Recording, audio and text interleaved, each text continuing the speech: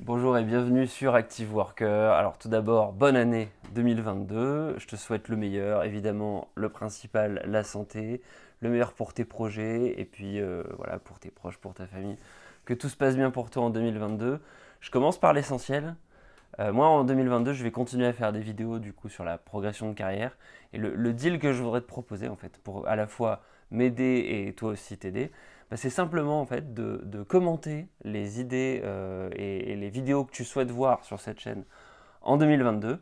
Et en fait, le deal, c'est que je ferai chaque vidéo qui sera suggérée en commentaire, dans la limite évidemment des 365 jours de l'année que me permettra de. Enfin, 364 du coup, avec aujourd'hui, que me permettra 2022, et évidemment que ça rentre dans la ligne un petit peu éditoriale d'Active Worker, c'est-à-dire que ça parle de progression de carrière. Si tu me demandes de faire un lap dance, un salto arrière ou d'autres choses dont je serais peut-être capable, ce ne sera pas sur cette chaîne que tu verras ça, malheureusement. Donc voilà, donc c'est le deal que je te propose, et pour t'aider si tu veux, et pour te préciser un peu les choses, moi j'ai prévu d'adresser 7 thématiques cette année autour de la progression de carrière. Donc ce que je te propose, c'est que je te les évoque, je t'évoque toutes ces thématiques-là, comme ça te donne un petit peu des idées. Mais si tu as déjà, toi, en fonction des problématiques du moment, en fonction de tes projets aussi, en fonction de tes résolutions, en fonction de, voilà, des problèmes que tu peux avoir, ou même des conseils carrière que toi tu peux donner, que tu as envie de partager avec les personnes, bah, n'hésite pas à commenter cette vidéo. Et voilà, donc si tu veux, ce que je te propose, c'est qu'on démarre tout de suite ce petit listing de thématiques. Alors numéro un, la gestion de la relation avec ton boss. C'est un point que je vais développer beaucoup cette année. Il y a des tas de choses à dire. Comment est-ce qu'on dit non? Comment voilà, on a une relation d'autorité en fait dans le salariat. Et je pense que c'est intéressant d'adresser ça. Numéro 2, maintenant on descend au niveau de l'équipe, du management. Donc comment on fait pour gérer une équipe ou manager une équipe? Donc c'est des problématiques qui intéresseront pas tout le monde, mais qui seront quand même intéressantes, même si toi tu n'es pas manager toi-même, pour comprendre un peu la mécanique de ton manager si tu en as un.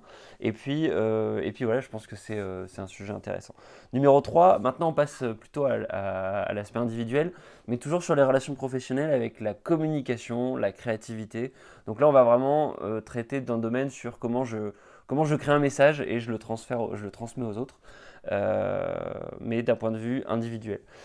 Enfin, numéro 4, maintenant on va passer sur l'aspect productivité, performance. Donc cette fois-ci, on parle plus vraiment de soft skills, on va plutôt parler de hard skills, on va plutôt parler de raccourcis Excel, comment taper très vite, comment mesurer sa performance, comment mesurer sa progression. Et voilà, c'est de ça dont on parlera sur ce point numéro 4. Numéro 5, on parlera de la gestion du stress, de l'anxiété, parce qu'évidemment, quand on se met la pression pour aller de l'avant, bah, le côté obscur de ça, ça peut être justement les peurs qu'on peut avoir, les difficultés auxquelles on peut être confronté, la confiance en soi. Voilà, on parlera un peu de tous ces sujets-là. Et puis numéro 6, enfin, bah, là on parlera d'un point important dans la gestion de carrière, c'est tous les choix et les questionnements de carrière dans les moments clés de ta carrière. Donc ça fait beaucoup, je parle beaucoup de carrière, mais en gros, concrètement, comment je m'oriente, comment je fais des choix, comment je réfléchis quand je dois trouver un travail, quand je réfléchis à m'orienter, comment je fais pour me vendre dans des situations d'entretien, etc. Comment je fais pour bien démarrer un job, comment je fais pour progresser, pour avoir une augmentation, pour aller pour avoir une promotion, comment je fais aussi pour évoluer, pour changer de job, pour réseauter, pour réfléchir à tout ça. Et puis le dernier point, ça va être des réactions, des coups de gueule. Là, on va mettre dans cette catégorie-là, dans le point numéro 7, un peu tous les combats qu'on a en tant qu'active worker. Donc on va plutôt parler de la philosophie active worker, un peu le combat pour que les gens soient plus autonomes, pour que les gens soient un peu plus responsables d'eux-mêmes, un peu plus... voilà, qui sont un peu moins passifs, un peu moins victimes de ce qui se passe autour d'eux. Et puis aussi, bah voilà, des réactions. Ça pourrait être des réactions comme on a fait sur le chômage, des réactions sur plein de choses. Voilà, donc normalement, quand je t'ai dit tout ça, il y a peut-être toi des sujets de vidéos que tu te dis, tiens, ça serait cool que tu abordes ça. Donc là où tu peux m'aider, c'est vraiment de le mettre en commentaire, de dire, voilà, tiens, Quentin, est-ce que tu pourrais faire une vidéo sur X? Après, si tu n'as pas une idée précise, tu peux aussi préciser le thème qui t'intéresse le plus. Parmi les 7 sujets que je t'ai évoqués, quel est le sujet qui t'intéresse le plus? Voilà. Donc si on fait ça, si tu fais ça, ça m'aidera beaucoup. Et bah voilà, je pense que c'est plutôt une chouette, une bonne première vidéo pour bien démarrer l'année. Alors j'ai pas fait de vidéo, mon bilan 2021 et mon projet pour 2022. Euh, je pense que voilà, je peux, si tu veux, j'ai quelques chiffres, hein, je peux te les donner. En gros, et c'est intéressant de comparer avec 2020 peut-être. Donc en gros, en 2020, j'ai fait à peu près 15 066 vues. En 2021, j'en ai fait 15 600. Voilà. Donc on a enregistré 500 vues de plus. En termes d'abonnés, on est à peu près sur les chiffres similaires. En 2020, j'en avais gagné 373 et en 2021, 327, donc moins. Par contre, en durée de visionnage, bah, j'ai une demi-heure à peu près j'ai 30 heures en fait de vues, de vues supplémentaires. Alors, pour comparer peut-être un peu 2020 et 2021, en fait en 2020 il y a eu le confinement et j'ai fait une dizaine de vidéos.